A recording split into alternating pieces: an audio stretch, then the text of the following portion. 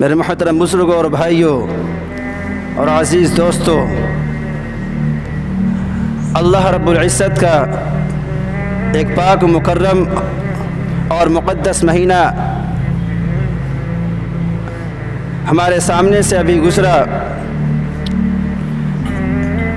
اس مہینے کو اللہ تعالیٰ نے ہمارے لیے بطور خاص انعام اکرام، اجر و ثواب کے طور پر عطا فرمایا تھا۔ جو لوگ خوش قسمت تھے جن کے نصیب میں اس ماہ مقدس کی راتوں میں جاگنا، عبادت کرنا، اپنے اللہ کو منانا، اپنے آپ کی مغفرت کروانا، اپنے گناہوں کی معافی کرانا، جن کے مقدر میں تھا انہوں نے یہ سارے کام کر لیے، اور جن کے مقدر میں یہ بات نہیں تھی تو وہ ماہ مبارک، وہ رمضان کا مقدس مہینہ ان کے لیے محرومیت کا باعث بنا۔ اب یہ رمضان کا مہینہ گزرا، رمضان کے بعد ہماری زندگی کیسی ہونی چاہیے؟ اللہ پاک نے ایک مہینہ جو ہمیں روزے کے لیے اور عبادات کے لیے عطا فرمایا تھا، کیا ہم اس کے بعد بھی ہم اپنی زندگی کو اسی ڈگر پر، اسی نہج پر گزار سکتے ہیں؟ کیا ہماری زندگی رمضان میں گزرنے والی زندگی کا نمونہ ہو سکتی ہے؟ کیا ہمارے اعمال اور عبادات رمضان کے بعد بھی اسی طرح جاری رہ سکتے ہیں جس طرح رمضان میں جاری تھے؟ یہ اللہ تعالیٰ کی بہت بڑی نعمت تھی۔ ہمارے اعمال اور عبادات کی قبولیت کا دار و مدار اس بات پر رکھا جاتا ہے اور دیکھا جاتا ہے کہ رمضان کے بعد کی زندگی، اس کے اندر کوئی تبدیلی پیدا ہوئی یا نہیں۔ ہم جو اعمال کیا کرتے تھے، ہم جن عبادات کا اہتمام کیا کرتے تھے، کیا اس پر استقامت باقی ہے یا نہیں باقی ہے؟ یہ ہمیں سوچنے کی ضرورت ہے، غور کرنے کی ضرورت ہے۔ یہ استقامت اللہ تعالیٰ کی بہت بڑی نعمت ہے۔ ان الذین قالوا ربنا اللہ ثم استقاموا، کہ جن لوگوں نے کہا کہ ہمارا رب، ہمارا پروردگار اللہ ہے، اور پھر اسی پر وہ جم گئے، وہ مستقیم رہے اس پر، اللہ تعالیٰ کی وحدانیت کا اقرار کیا، اس کو اپنا رب جانا اور یقین کیا، اور اعمال صالحہ پر وہ ڈٹے رہے، جمے رہے، تو ان کے لیے اللہ تعالیٰ نے آگے فرمایا ان الذین قالوا ربنا اللہ ثم استقاموا تتنزل علیہم الملائکۃ الا تخافوا، کہ رحمت کے فرشتے نازل ہوتے ہیں کہ ان پر کوئی غم نہیں، وہ ڈرے نہ، وہ خوف نہ کھائیں۔ جو لوگ استقامت کی روش اختیار کرتے ہیں، توحید پر اور اعمال صالحہ پر جم جاتے ہیں، اس پر قائم رہتے ہیں، انہیں کسی بات کا کوئی خوف نہیں ہونا چاہیے۔ اللہ تخافوا ولا تحزنوا، انہیں غمگین نہیں ہونا چاہیے۔ وابشروا بالجنۃ التي كنتم توعدون، اور جنت کی بشارت انہیں دو، انہیں جنت سے خوش ہو جانا چاہیے کہ جن کا ان سے وعدہ کیا گیا تھا۔ اور یہ جنت کا وعدہ انہی خوش نصیب لوگوں کے لیے ہے جنہوں نے اللہ کی وحدانیت کا اقرار کیا اور اعمال صالحہ کیا، اور ان دونوں چیزوں پر وہ مرتے دم تک جمے رہے، قائم رہے۔ وَابْشِرُوا بِالْجَنَّةِ الَّتِي كُنْتُمْ تُوعَدُونَ نَحْنُ أَوْلِيَاؤُكُمْ فِي الْحَيَاةِ الدُّنْيَا وَفِي الْآخِرَةِ، اللہ فرماتے ہیں کہ دنیاوی زندگی میں بھی ہم ان کے رفیق اور ساتھی رہیں گے، ہم ان کا خیال رکھیں گے، اور آخرت کی زندگی میں بھی وہ ہمارے رفیق ہوں گے۔ نحن اولیاؤکم فی الحیاۃ الدنیا وفی الآخرہ ولکم فیہا ما تشتہی انفسکم ولکم فیہا ما تدعون، تمہاری جو خواہشات ہیں، تمہاری جو امنگیں ہیں، جو مرادیں ہیں، وہ تمہیں سب جنت میں عطا کی جائیں گی۔ جو بھی مانگو گے وہ ملے گا، جس چیز کی خواہش اندر سے جاگے گی وہ چیز تمہارے سامنے موجود ہو جائے گی۔ نزلا من غفور الرحیم، یہ غفور الرحیم کی طرف سے مہمانی ہوگی، اللہ رب العالمین کی طرف سے یہ اس کے بندوں کے لیے مہمانی ہوگی۔ رمضان المبارک کا مہینہ یہ ہمارے لیے تربیت کا مہینہ تھا، ٹریننگ کا مہینہ تھا، کہ ایک مہینہ ہم نے کس نیت کے ساتھ اور کس خلوص کے ساتھ اپنے اللہ کو راضی کیا، عبادات کی، تلاوت قرآن پاک، سے جو ہے اپنے ایام کو روشن کیا، اپنی راتوں کو جگائے رکھا اور اللہ تعالیٰ سے مغفرت طلب کی، اسے یاد کیا، اس کا ذکر کیا، تو اب اسی استقامت کا حکم قرآن کریم میں ہے کہ بس جو اعمال تم کر رہے ہو، جو اعمال صالحہ کی تمہیں توفیق مل چکی ہے، اس کو سیزن بائی سیزن کے اعتبار سے نہیں کرنا چاہیے، بلکہ پوری زندگی اس پر قائم رہو، جمے رہو۔ سورۃ النحل کے اندر، سورۃ الحجر کے اندر اللہ نے فرمایا وَاعْبُدْ رَبَّكَ حَتَّى يَأْتِيَكَ الْيَقِينُ، اور تم اپنے رب کی عبادت کرو یہاں تک کہ تمہیں موت آ جائے، مرتے دم تک اپنے رب کی عبادت کرتے رہا کرو۔ صرف رمضان میں عبادت کر لینا یہ مومن کی شان نہیں ہو سکتی۔ ہمارا رب صرف رمضان کے لیے نہیں تھا، ہمارا خدا صرف رمضان کے لیے نہیں تھا، ہمارا رب جیسے رمضان کا رب ہے، جیسا رمضان کا خدا ہے، ویسے رمضان کے علاوہ باقی دنوں کا بھی خدا ہے۔ جس رب کی نعمتوں سے ہم لطف اندوز ہو رہے تھے، وہ رب ہمیں نعمتیں دے رہا ہے، رمضان کے بعد بھی دے رہا ہے، اور زیادہ سے زیادہ کھلا رہا ہے، پلا رہا ہے۔ تو ہمیں اپنے اعمال پر استقامت اختیار کرنی چاہیے، اور اس کا حکم اللہ پاک نے اپنے نبی محمد رسول اللہ صلی اللہ علیہ وسلم کو دیا، فاستقم کما امرت، اے پیغمبر جس چیز کا آپ کو حکم دیا گیا ہے اس پر جم جائیے، اس پر سیدھا رخ اختیار کریے۔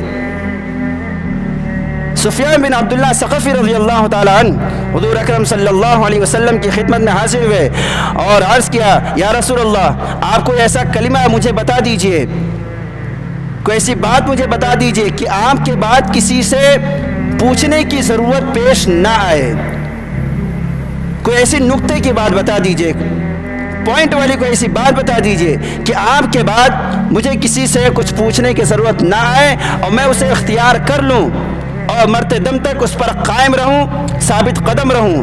تو اللہ کے نبی صلی اللہ علیہ وسلم نے فرمایا قل آمنت باللہ ثم استقم، قل آمنت باللہ ثم استقم، فرمایا کہ تم کہو کہ میں اللہ پر ایمان لایا، میرا اللہ پر یقین ہے، اور پھر تم اس پر جم جاؤ، مرتے دم تک یقین تمہارے دل و دماغ کے اندر پیوست ہو جائے، اس پر تم قائم رہو۔ یہ نبی پاک علیہ الصلوۃ والسلام نے ایک نقطے کی بات ارشاد فرمائی۔ استقامت کے معنی یہی ہیں، اللہ تعالیٰ کی وحدانیت کا اقرار، اس کو رب ماننا، اسے پروردگار جاننا، یقین کرنا، اور اعمال صالحہ اختیار کرنا، عمل کے اندر خلوص پیدا کرنا اور اس پر جم جانا۔ ہم سیزن کے اعتبار سے مسلمان کہلاتے ہیں اور مسلمان ہونے کا اظہار کرتے ہیں، وہ سیزن ختم ہوا، وہ موسم گیا، اور ہم نے مسلمان ہونے کا جو لبادہ اوڑھ رکھا تھا وہ اتار دیا۔ یہ رمضان کے ساتھ ناانصافی ہے، ظلم ہے، زیادتی ہے۔ یہ رمضان تو آیا تھا دل کو بنانے کے لیے، یہ رمضان آیا تھا انسانوں کو سنوارنے کے لیے، سجانے کے لیے، بنانے کے لیے، تمہیں فٹ رکھنے کے لیے، تمہیں اعمال پر کھڑا کرنے کے لیے، تمہیں تا زندگی اور موت تک مسلمان بنانے کے لیے رمضان آیا تھا، تمہاری تربیت کرنے کے لیے آیا تھا کہ تم رمضانی مسلمان نہ بنو، تم ربانی مسلمان بنو، تم رب والے بنو، تم رمضانی مسلمان نہ بنو۔ کونوا ربانیین ولا تکونوا رمضانیین، تم ربانی بنو، رمضانی مت بنو، اللہ والے بنو، رب والے بنو، رمضان والے نہ بنو۔ اسلام کا اظہار، مسلمان ہونے کا اظہار صرف رمضان ہی میں دکھتا ہے۔ اس کا مطلب یہ ہے کہ صرف ہم اس اعتبار سے، اس نیت سے ہم عبادت کرتے ہیں کہ جب تک رمضان چلے گا ہم اعمال پر قائم رہیں گے، اور رمضان ختم ہونے کے بعد پھر اسی طرح کی زندگی جیسے اس رمضان سے پہلے کی زندگی گزرا کرتی تھی۔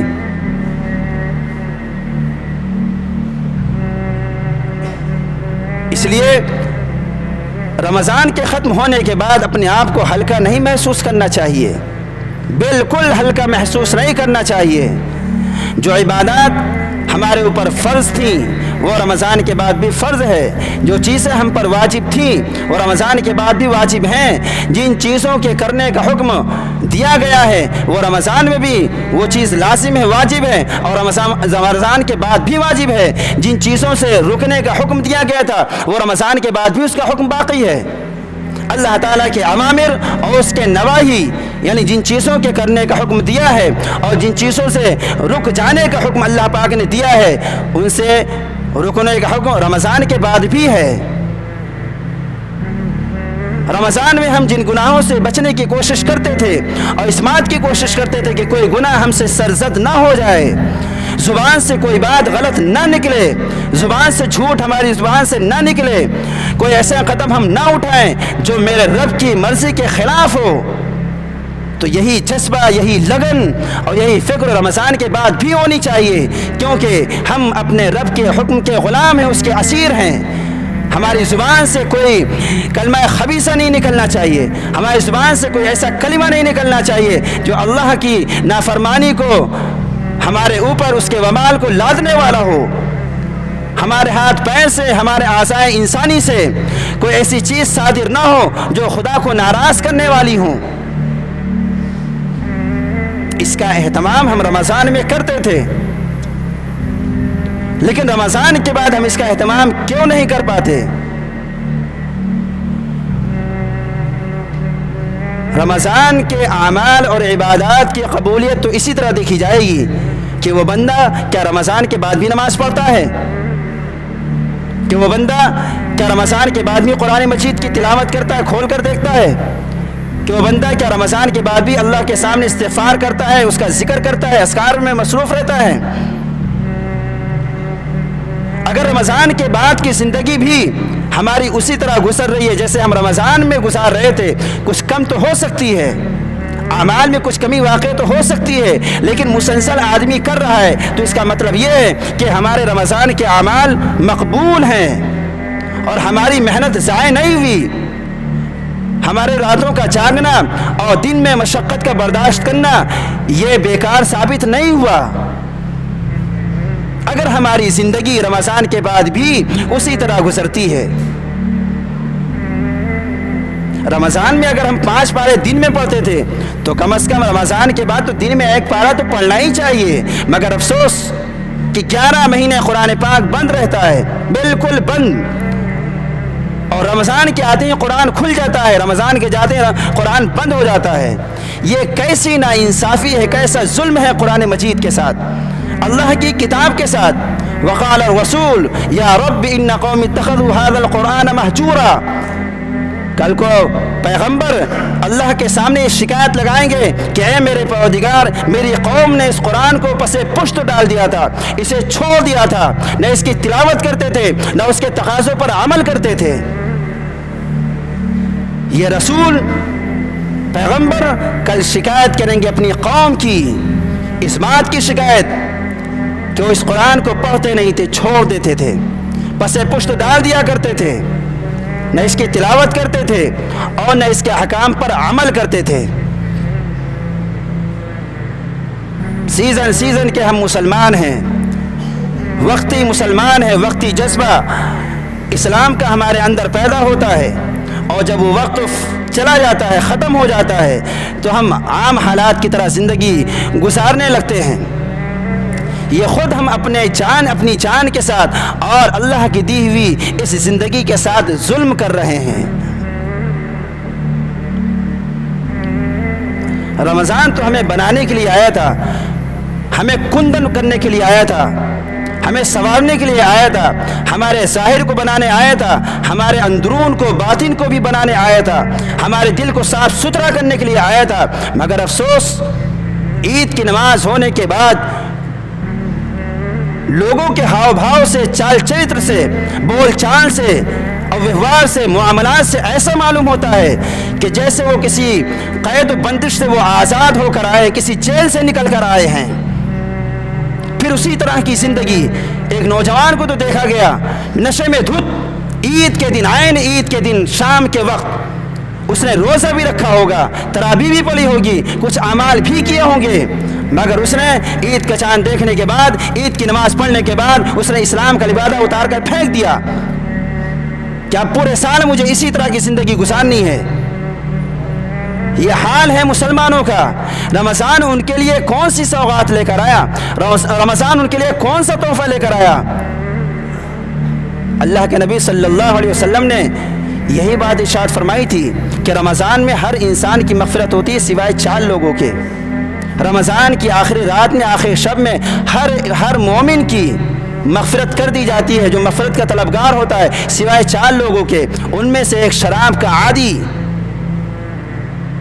شراب کا نشہ جس کے منہ سے لگ گیا ہو، ایسوں کی مغفرت رمضان کے آخری جو مقدس رات ہوتی ہے، اس رات میں بھی اس کی مغفرت نہیں ہوتی۔ کتنے بڑے بد نصیب ہیں وہ لوگ جو اس حرام چیز کو نہیں چھوڑتے۔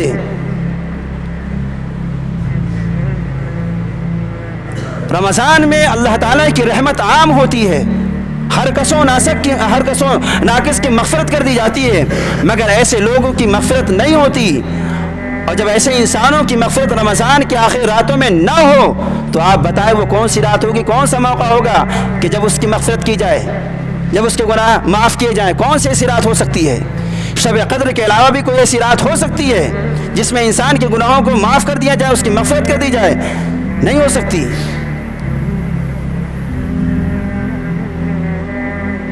لمحوں نے خطا کی تھی، صدیوں نے سزا پائی۔ لمحوں نے خطا کی تھی، صدیوں نے سزا پائی۔ ایک بھول اور ایک چوک ہمارے سارے اعمال پر پانی پھیر دیتا ہے۔ یہ رمضان اس لیے تھا کہ ہم رمضان میں سیکھیں اللہ سے کیسے لو لگایا جاتا ہے، کیسے اللہ کی عبادت کی جاتی ہے، کیسے اپنے اوپر روحانیت کا نشہ چڑھایا جاتا ہے۔ یہ سیکھیں رمضان میں، اور پھر رمضان کے بعد ہم اسی طرح اپنی زندگی گزارنے کی کوشش کریں۔ یہ رمضان اسی لیے آیا تھا تاکہ ہمارے 11 مہینے کے جو شب و روز ایام ہیں وہ اسی نہج پہ، اسی ڈگر پر چلتے رہیں۔ غلطیاں ہو جاتی ہیں، گناہ سرزد ہو جاتے ہیں، اللہ تعالیٰ سے توبہ کرنے پر وہ گناہ معاف ہو جاتا ہے۔ انسان گناہوں کا، خطاؤں کا پتلا ہے، مگر اللہ تعالیٰ نے اس کی معافی کے اور اس کی بخشش کے، اس کی مغفرت کے بے شمار سامان بھی پیدا کیے ہیں۔ ایک گناہ ہوا نہیں کہ اللہ پاک نے اس کا سامان مرحمت فرما دیا ہے کہ یہ کرو گے وہ گناہ صاف ہو جائے گا، ختم ہو جائے گا۔ تو جو اعمال رمضان میں ہم کیا کرتے تھے، اگر اس مقدار میں ہم نہیں کر پاتے ہیں تو کم از کم کچھ کم کر کے ان اعمال پر ہم جمے رہیں۔ وہ موٹے موٹے اعمال ہیں، فرائض کا اہتمام ہے، نمازوں کا اہتمام ہے، قرآن مجید کی تلاوت کا اہتمام، اور ذکر و اذکار کا اہتمام، تسبیحات کا اہتمام، اور غریبوں کے ساتھ ہمدردی، ان کے ساتھ غمخواری، ان کی امداد و تعاون، یہ ایسے اعمال ہیں جو رمضان غیر رمضان ہر دن کرنے والے ہیں۔ اور 5 وقت کی نماز و قرآن مجید کی تلاوت تو یہ ہر دن کے لیے ہے۔ تو رمضان کے بعد کی زندگی ہمیں من چاہی زندگی نہیں گزارنا چاہیے۔ رمضان کے بعد کی زندگی ہمیں رب چاہی زندگی گزارنی چاہیے۔ ہم نے جو محنتیں اٹھائیں، جو مشقتیں برداشت کی رمضان میں، ان محنتوں اور مشقتوں کو ضائع مت ہونے دیں، ان عبادات کے اجر و ثواب کو ضائع نہ ہونے دیں۔ جن گناہوں سے ہم رمضان کے مہینے میں بچے رہے، اپنے آپ کو روکے رکھا، اپنے نفس کو کنٹرول میں رکھا، قابو میں رکھا، اس سے ہم اب بھی بچتے رہیں اور اپنے خواہشات کے لگام کو پکڑے رہیں، اسے آگے نہ بڑھنے دیں۔ تو رمضان کے بعد کی زندگی ہماری کیسی ہونی چاہیے؟ کیسی ہونی چاہیے؟ سب سے پہلے فرائض کا اہتمام، نمازوں کا اہتمام، اور دوسری چیز قرآن مجید کی تلاوت۔ رمضان میں اگر آپ 5-6 پارہ پڑھتے تھے، 2 پارہ پڑھتے تھے، تو رمضان کے بعد کم از کم 1 پارہ پڑھیں، کھول کر تو دیکھیں، قرآن کو کھول کر تو دیکھیں۔ اور تیسری چیز دعاؤں کا اہتمام، دعاؤں کا اہتمام۔ رمضان کے علاوہ بھی بہت سی ایسی ساعتیں ہوتی ہیں، بہت سے ایسے لمحات ہوتے ہیں جن میں اللہ تعالیٰ اپنے بندے کی دعاؤں کو قبول فرماتا ہے۔ ان ساعتوں اور لمحوں میں آج کا دن جمعے کا دن بھی ہے، جمعے کا پورا دن، جمعے کی رات اور جمعے کا دن، ان میں کچھ ایسی قبولیت کی گھڑیاں ہیں کہ جن میں اللہ تعالیٰ اپنے بندوں کی دعاؤں کو قبول کرتا ہے۔ تو رمضان کے بعد بھی بہت سی ایسی ساعتیں ہوتی ہیں، بہت سے ایسے لمحات ہوتے ہیں جس میں اللہ تعالیٰ اپنے بندوں کی دعاؤں کو قبول فرماتا ہے، تو دعاؤں کا اہتمام زیادہ سے زیادہ ہونا چاہیے۔ ہم رمضان میں بہت گڑ گڑا کر اور لو لگا کر اللہ تعالیٰ سے مانگتے تھے، اپنی عاجزی و بے بسی کا اظہار کرتے تھے، تو کیا وہ خدا رمضان کے بعد ہماری نہیں سنے گا؟ کیا وہ اللہ، کیا وہ پالنہار رمضان کے بعد ہماری دعاؤں کو نہیں سنے گا؟ وَنَحْنُ أَقْرَبُ إِلَيْهِ مِنْ حَبْلِ الْوَرِيدِ، اللہ فرماتے ہیں کہ ہم تمہاری شہرگ سے بھی زیادہ قریب ہیں۔ یہ جو شہرگ ہوتی ہے انسان کی، کاٹتے تو انسان کی جان چلی جائے، اللہ فرماتے ہیں کہ اس شہرگ سے زیادہ بھی ہم تم سے قریب ہیں، تم مانگو تو صحیح، تم ایک قدم چل کر آؤ گے، ہم تمہاری طرف دوڑ کر آئیں گے۔ اللہ تعالیٰ سے ہر انسان کبھی بھی مل سکتا ہے، کچھ بھی مانگ سکتا ہے، کسی بھی وقت مانگ سکتا ہے، تو دعاؤں کا زیادہ سے زیادہ اہتمام۔ اور چوتھی چیز یہ ہے کہ تسبیحات کا اہتمام کریں، ذکر کا اہتمام کریں، صبح و شام 4 تسبیح پڑھنا چاہیے۔ اس سے کیا ہے کہ دل زندہ رہے گا، دل مردہ نہیں ہوگا۔ اور حدیث میں آتا ہے کہ جو شخص اللہ تعالیٰ کا ذکر کثرت سے کرتا ہے وہ زندوں میں شمار ہوتا ہے، اس کا دل زندہ رہتا ہے، اور جو اللہ کا ذکر نہیں کرتا اس کا دل مردہ رہتا ہے، اس کا شمار مردوں میں ہوتا ہے۔ اور مردوں کی کوئی حیثیت نہیں ہوتی ہے، زندوں کی حیثیت رہتی ہے۔ جو زندہ ہوتے ہیں ان کی قیمت لگتی ہے، ان کی قیمت ہوتی ہے، ان کا مقام ہوتا ہے۔ اور جو مردے ہوتے ہیں، بھلے وہ کسی زمانے میں ارب پتی رہے ہوں، کسی ملک کے وہ حکمراں بادشاہ رہے ہوں، لیکن مردہ ہو گئے تو ان کی کوئی قیمت نہیں ہے۔ تو ذکر کرنے سے انسان کا دل زندہ رہتا ہے، اس کا شمار زندوں میں ہوتا ہے۔ تو 4 تسبیحات صبح اور 4 تسبیحات شام، اس کا اہتمام کرتے رہنا چاہیے۔ چلتے پھرتے اٹھتے بیٹھتے ہماری زبان رطب اللسان رہنی چاہیے، زبان ہماری اللہ کے ذکر سے تر رہنی چاہیے، اس کا اہتمام کرنا چاہیے۔ وہ 4 تسبیحات یہ ہیں: لا الہ الا اللہ، اس کا ذکر کثرت سے کریں۔ جب لا الہ الا اللہ کا ذکر آپ کثرت سے کریں گے تو اللہ کی وحدانیت کا اقرار ہمارے دل و دماغ کے اندر بس جائے گا۔ یہ ساری اس کائنات میں جس کا حکم چل رہا ہے، اس حکم چلنے والے کی جو ذات ہے وہ ہمارے دل و دماغ میں بس جائے گی۔ لا الہ الا اللہ 100 مرتبہ اس کا ذکر کریں، ورد کریں، اور درود شریف پڑھیں، درود شریف پڑھیں 100 مرتبہ۔ اور تیسری چیز ہے استغفار کریں، استغفر اللہ ربی من کل ذنب، یا پڑھیں استغفر اللہ الذی لا الہ الا هو الحی القیوم واتوب الیہ، یا صرف استغفر اللہ کہتے رہیں 100 بار یہ پڑھیں۔ اور چوتھی تسبیح آپ تیسرے کلمے کی یا چوتھے کلمے کی پڑھ لیں، لا الہ الا اللہ وحدہ لا شریک لہ لہ الملک ولہ الحمد وہو علی کل شیء قدیر، یا پھر تیسرا کلمہ پڑھ لیں سبحان اللہ والحمد للہ ولا الہ الا اللہ واللہ اکبر۔ ان اعمال کی آپ پابندی کریں، دل کو بہت سکون ملے گا، کسی لالچ کی وجہ سے نہیں کہ یہ پڑھنے سے مجھے یہ مل جائے گا، یہ پڑھنے سے یہ چیز حاصل ہوگی، وظیفے کے طور پر نہیں، وہ تو اللہ تعالیٰ ثانوی درجے میں آپ کو عطا فرما دیں گے، وہ اللہ کا وعدہ اپنی جگہ پر اٹل ہے، وہ آپ کو خود بخود مل جائے گا، مگر اس کو بے لوث ہو کر پڑھیں اور ان اعمال پر جو ہے استقامت کے ساتھ جم جائیں۔ اللہ تعالیٰ کی طرف سے روحانی سکون عطا ہوگا، جو سکون ہمیں اپنے گھر میں نہیں ملتا، جو سکون ہمیں پیسوں کی وجہ سے حاصل نہیں ہوتا، جو سکون ہمیں بھاگ دوڑ کی زندگی سے میسر نہیں ہوتا ہے، وہ سکون اللہ کے ذکر سے حاصل ہوتا ہے۔ اللہ تعالی ہمیں ان سب کا یقین نصیب فرمائے۔ ساری چیز یقین والی بات ہے، یقین ہوگا تو وہ چیزیں حاصل ہوں گی، اور اگر یقین نہیں ہوگا آپ 100 کیا 1,00,000 مرتبہ پڑھ لیں وہ چیز حاصل نہیں ہوگی۔ اللہ تعالیٰ سے دعا ہے کہ اللہ تعالیٰ ہمیں رمضانی کے بجائے ہمیں ربانی بنا دے، اب اللہ والا بنا دے، رب والا بنا دے، اور صحیح معنوں میں ہمیں مسلمان بنا دے، اور رمضان کے بعد ہمیں تمام اعمال پر استقامت نصیب فرما۔ وآخر دعوانا ان الحمد للہ رب العالمین۔ سنت